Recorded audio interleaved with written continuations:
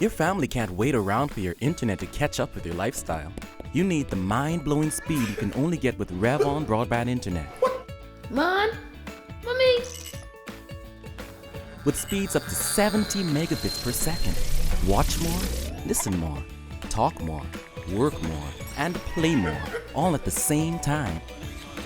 Switch to Revon today and get 3 months free installation, and a chance to win a grand prize worth more than $5,000. Revon broadband internet. What are you waiting for? Join the revolution.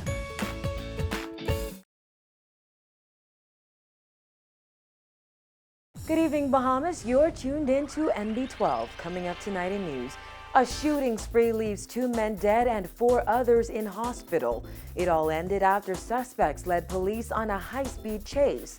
A leading banker defends lenders amidst controversy over government's failed mortgage relief plan.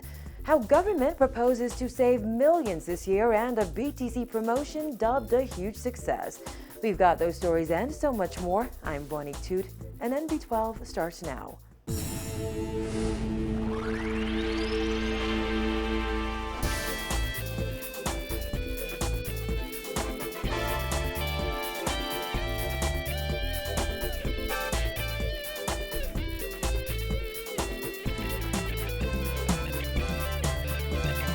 Topping news tonight, 2 men are dead and 4 others are in hospital following what bystanders called a horrific shooting spree that began on Kemp Road and ended in Nassau Village. Now, police say a group of men traveling in a white truck murdered 2 men on Kemp Road before opening fire on a group of people on Montgomery Avenue. The double murder and quadruple shooting ends a bloody holiday weekend, which also saw 2 men murdered on Saturday in separate incidents.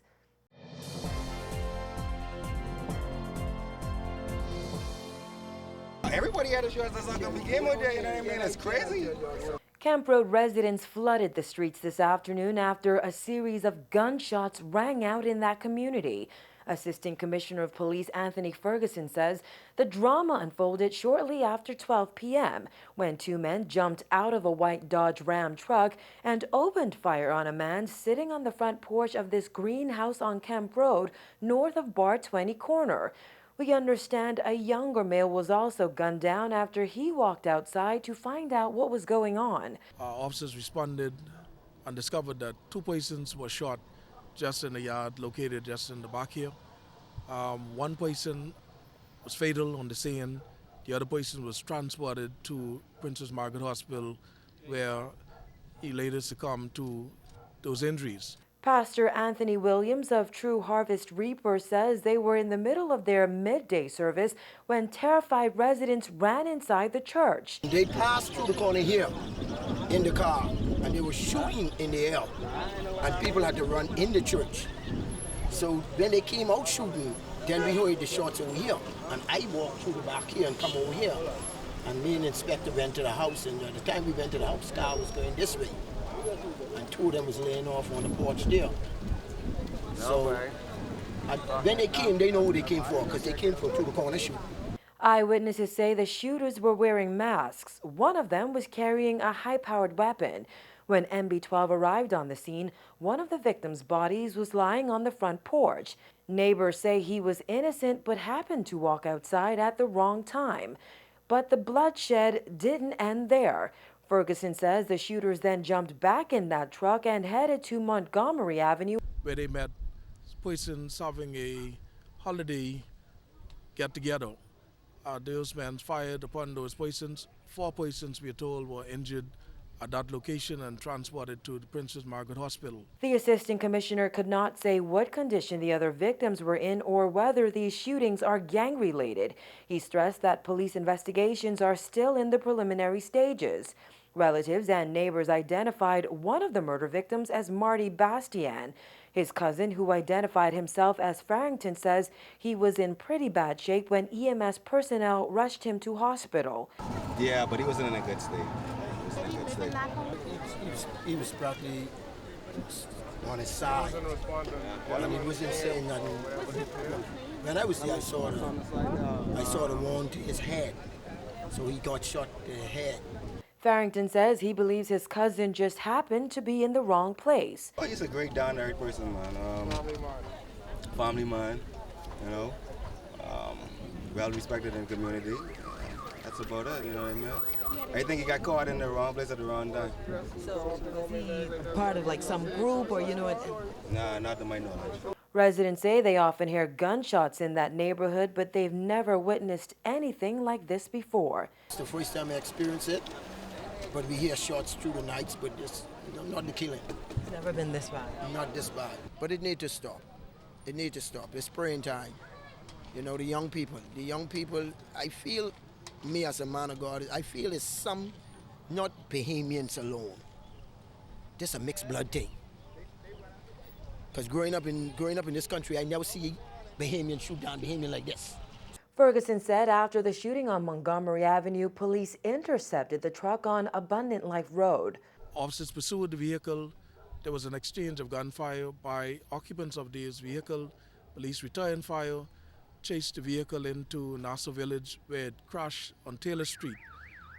One suspect was shot, and four other persons escaped. Ferguson said a high-powered weapon was recovered at the scene on Taylor Street, and the suspect who was shot was still alive at last report. But things didn't end there. Police canvassed the Nassau Village area, returning to a familiar location, Price Street. That's where the home of murdered reported gang leader Julian Heads Colley is located. Through that corner, police arrested at least 6 men and also reportedly recovered an illegal weapon from a yard after extensive searches of homes and vehicles. Assistant Commissioner Ferguson said their search will continue until all suspects are in custody. He also sent this warning to people who might consider harboring anyone connected to these crimes. You could find yourself in problems with the law if you harbor these persons. These men are armed and dangerous. All of them are in possession of weapons, and if you are caught, you will feel the full brunt of the law. These latest killings have pushed the murder count to 44 for the year. Also from the crime beat, a scuffle at a popular Sunday hangout turned nasty this morning, leaving 2 young men in serious condition. Police have now launched an investigation into that double stabbing at Arawak. The incident happened around 12:30 a.m. Officials still aren't clear what happened, but said 2 men ages 23 and 20 were stabbed multiple times during that incident. In other news, the Christie administration has been criticized for its mortgage relief plan, which promised to help more than 1,000 Bahamian homeowners, but will maybe only help 4 or 5. Government officials said the plan was based on intelligence received from banks. However, the head of one clearing bank is defending lenders and explains why so many struggling homeowners do not qualify. Paige McCartney has more. Earlier this month, Prime Minister Perry Christie revealed that under its current structure, only about 4 or 5 struggling homeowners might benefit from the much-maligned plan. Although the Christie administration says it does not consider the plan a failure, it has admitted that it has to go back to the drawing board with it.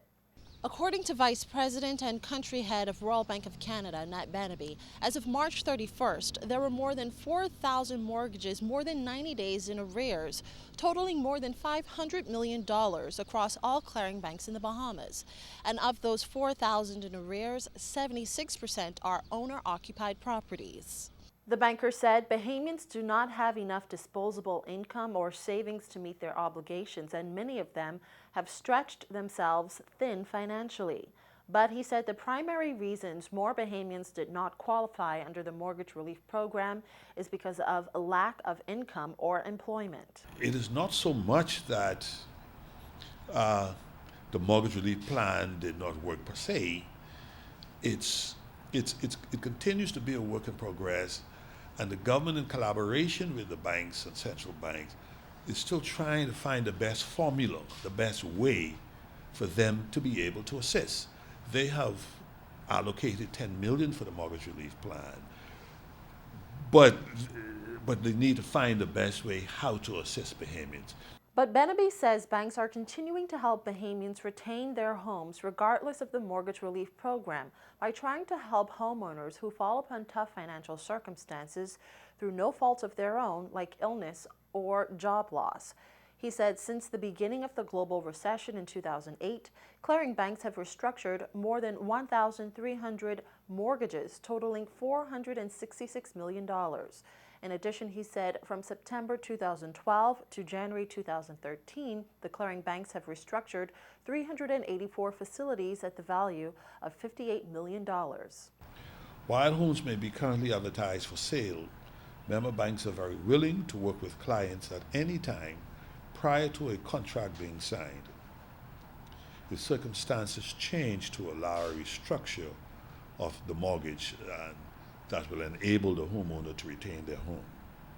The clearing banks will continue to work with Bahamians defaulting mortgages to help find the best possible solution to each individual circumstance. Bannaby said the mortgage relief program is a work in progress and that it is in the best interest of homeowners and banks to have the properties occupied to prevent vandalism. He said while the clearing banks understand the government's position on wanting to help Bahamians, the plan must be revisited. The clearing banks are continuing to be in dialogue with the government to come up with the best workable formula for the mortgage relief program. In the meantime, the clearing banks are continuing to assist defaulting mortgages to find the best possible solution to each individual circumstances. And I'm just re-emphasizing that the clearing banks have been, they are willing, and they're continuing to work in earnest to find the best possible solution to help Bahamians retain their homes. Reporting for NB12, I'm Paige McCartney.